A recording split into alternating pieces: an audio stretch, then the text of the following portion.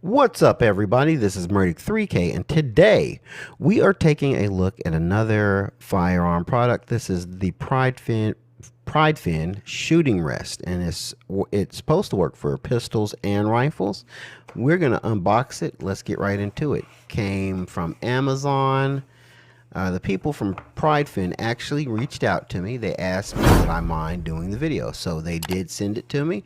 And as always, I say, hey, you know what? I do not mind doing a product review unboxing if you don't mind fair and honest reviews. I don't receive any other compensation other than them sending this product, and they say I can keep it. So full disclosure right there. So let's get right into it with my trusty new knife I got at Academy Sports. Pretty nifty. All right.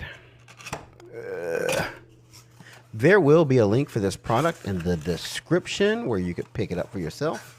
All right, so there you go. We got that out the way, and there it is. Okay, it has a little customer service card. Pridefend products guarantee.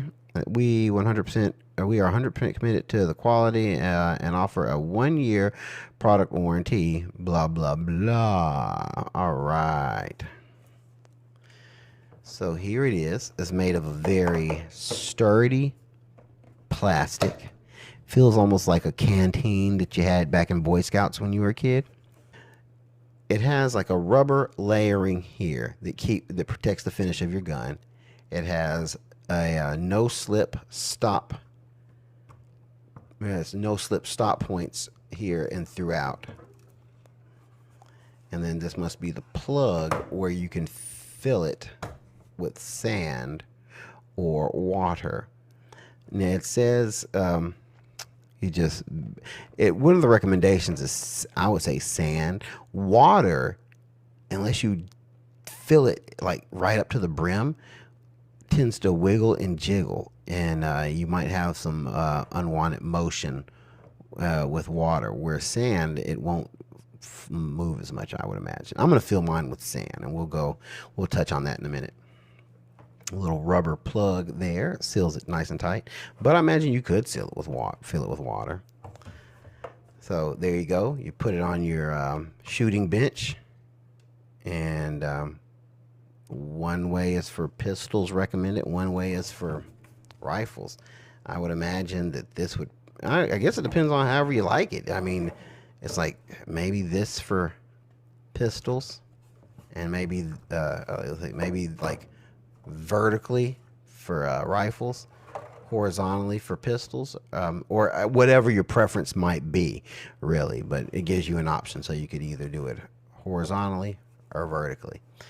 All right, and again, this is the product. What we're going to do now is we're going to see how easy it is to fill it with sand. Are we able to cap it off? Is that going to be a difficult task? And then we're going to go out to the field and fire a few rounds to the rifle and see how this product holds up. We're ready to add the sand to the block. So what we're going to use is multi-purpose sand I got at Lowe's, and I got a multi-purpose funnel that I also got from Lowe's. So the one thing that I noticed, though, when I got the sand, it was wet, and I had to let it dry. It took like 3 days to let the sand dry. I could have done it in a more efficient manner, but I was busy, so I just let it sit out in an open container and dry.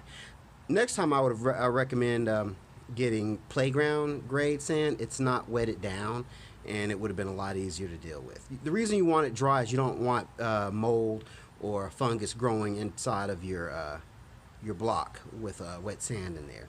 So let's go ahead and get started and add the sand inside. The first thing I'm going to do is remove the cork. I'm going to get my sand over here where I can work with it. And what I'm doing here off camera is I'm simply scooping up the sand into my funnel, closing the funnel with my finger, positioning it over, and letting it run in. I'm outside doing this because sand is very messy, and my wife would kill me if I made a mess in the house. What I end up having to do is strain the sand through a old spaghetti strainer that I use to clean my fish bowl. And that got a lot of the basically like rocks out of the sand that made it go through this funnel a lot easier. Now I'm getting pretty close to the the block being full. So what I'm doing at this point, when it gets like this, I take it and I shake it, and that disperses the sand throughout the block, and you can get a feel for where it is. So we're going to continue to do this until we're completely filled up. We're almost there. So we're all filled up with sand, and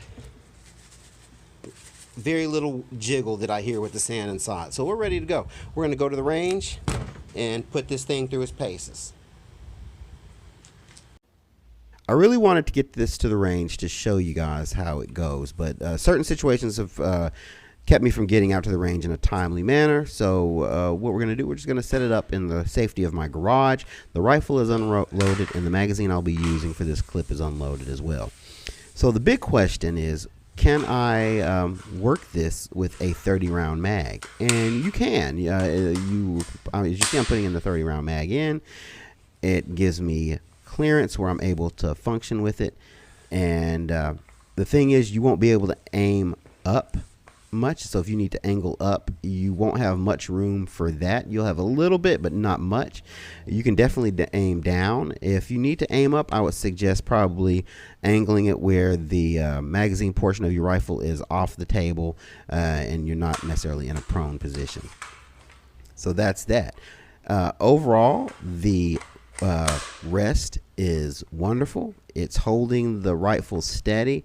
This is a heavy rifle. This is my 300 Blackout with a heavy barrel, and it makes it ridiculously heavy, and I'm able to hold the rifle steady in this shooting rest. Well, guys, I hope this has been helpful. This is the Pridefend Shooting Rest, available on Amazon. There will be a link in the description below. Guys, be safe out there and live the dream.